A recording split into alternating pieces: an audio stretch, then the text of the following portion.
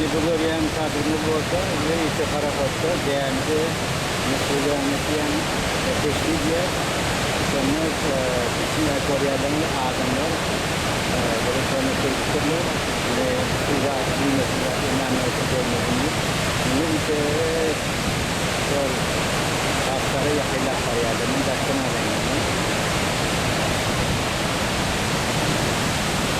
Bu yakını serette aslarımızı kaptırdık ve gösteriyoruz.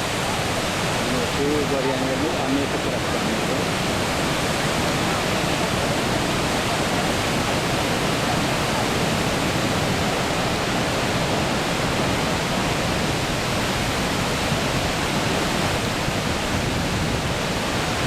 Hava tebligatının acayip yerleri, avutan yerleri, ahmet yerler. Sadece zannediyorum ki hurmat turistler için oturmağına, yerine gitmeyen restoranlar gibi bir iadeleri gelişmeli diyemem. Yani arkasına iadeler gerekmez. Gerektir de suyun bu tarafında yeri turistler var burada. Bunlar da suyun tarafında olsa alıyorsa.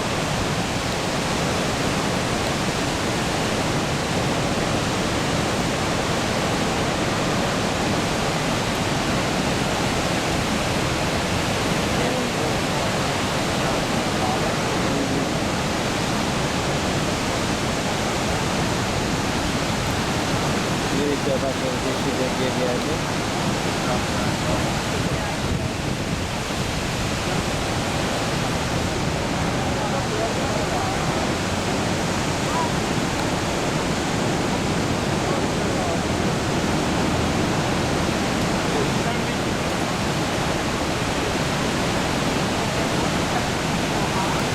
Benden de netice versin. Şu yukarı görmek, vermek ve kavgalı dinletiler görmek, ailenmek, olan sonu, gelen doğasını, gelen kansını, gelen kaçışını aratmayla cenneti bakadığım